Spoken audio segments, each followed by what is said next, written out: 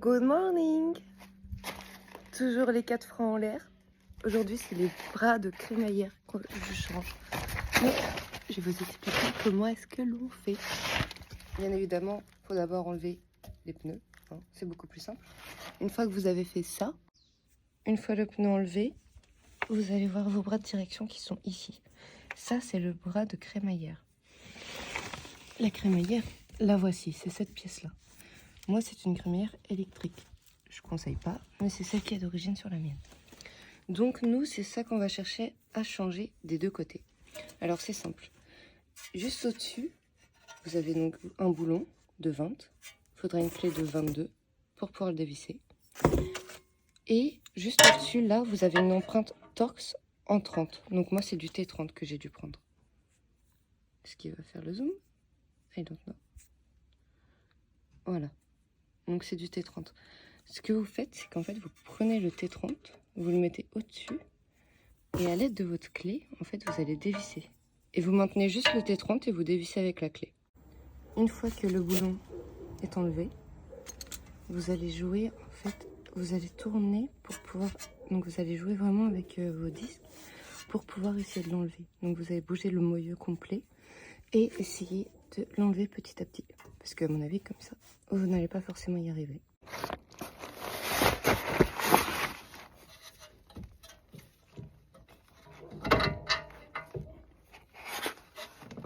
Une fois que cette partie-là est enlevée, vous allez... Alors moi, je vais directement couper. Je vais couper à peu près ici, comme ça je garde l'empreinte et je sais à peu près comment est-ce que je vais visser tout à l'heure en mettant les nouveaux. Alors pourquoi est-ce que moi je fais ça? Parce que celle-là, en fait, elle est foirée dedans et elle est cassée. Et de l'autre côté, bah, c'est presque impossible pour moi de l'enlever. En fait, avec l'empreinte Torx, ça casse presque à chaque fois.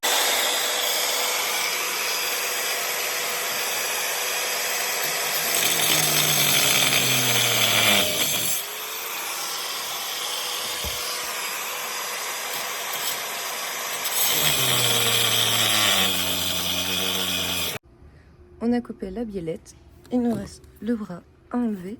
Pour ça, il faut enlever le soufflet. Ici, vous prendrez une pince multiprise avec laquelle vous allez pincer, qui desserrera le collier avec lequel que vous pourrez retirer. Là, ici, c'est pas censé être un caleçon, hein. Je vous rassure, c'est censé être un collier comme ceci. Et celui-ci, il est cranté.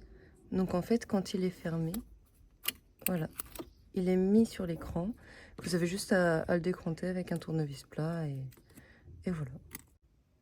Le soufflet étant enlevé, il faut enlever maintenant la rotule axiale. Pour ceci, il faudra prendre un extracteur de rotule axiale. Donc il y en a un pour dévisser, un pour visser. Ce ne sont pas les mêmes. Je vous montrerai l'autre après et la différence après.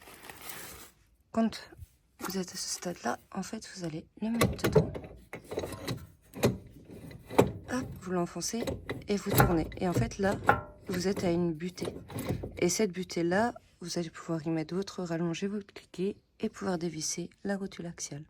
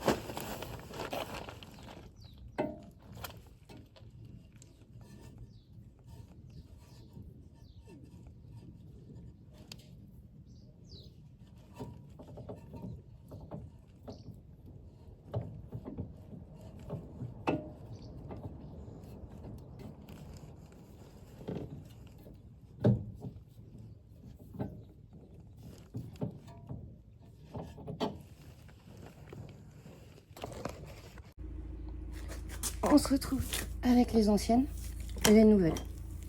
Si vous avez un doute de quel côté, de quel sens ça va, vous avez juste à prendre et là vous allez voir left et right. Donc celle-ci va à droite, celle-ci va à gauche. Il y a un contre-écrou. Alors BM et Mini, en fait, ils ont cet écrou-là qui permet de serrer de sorte à ce que ça ne bouge plus.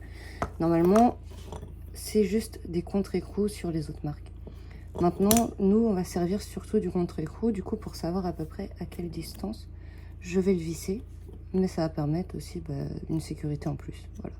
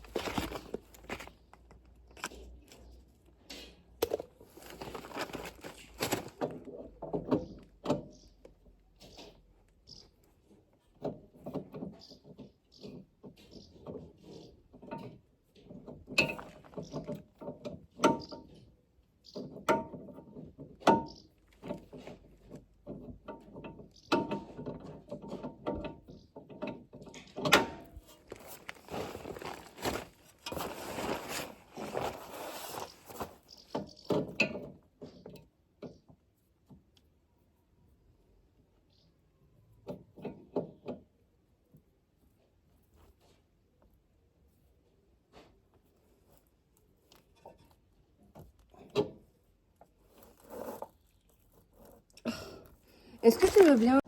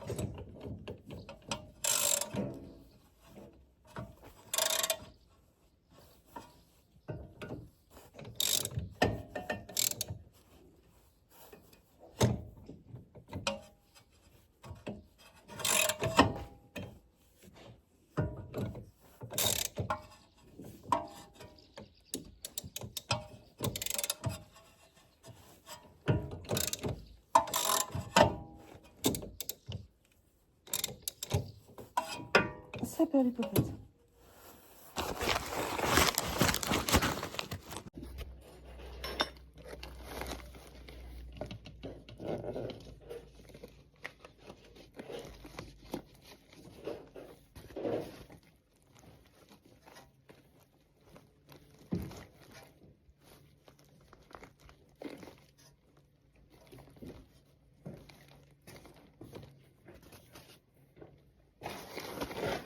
Voilà, les plantes, s'il te plaît.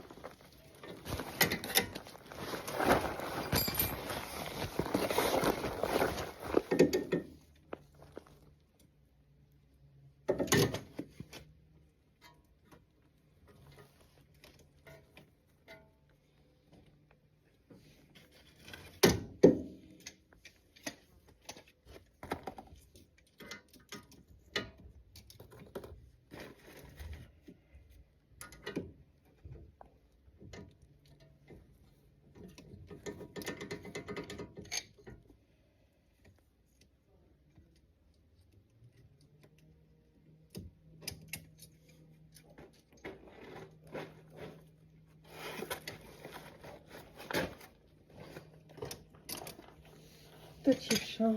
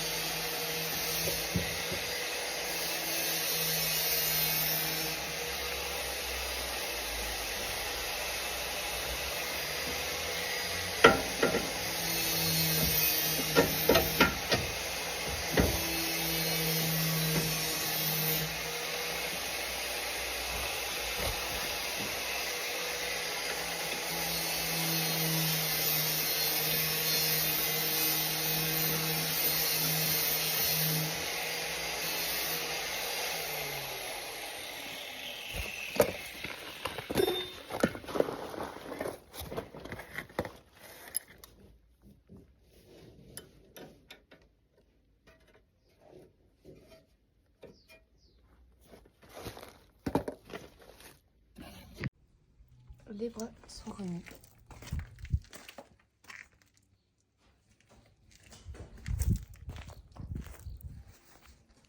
Plus qu'à remettre les pneus, le pare-choc et mettre les fixations rapides.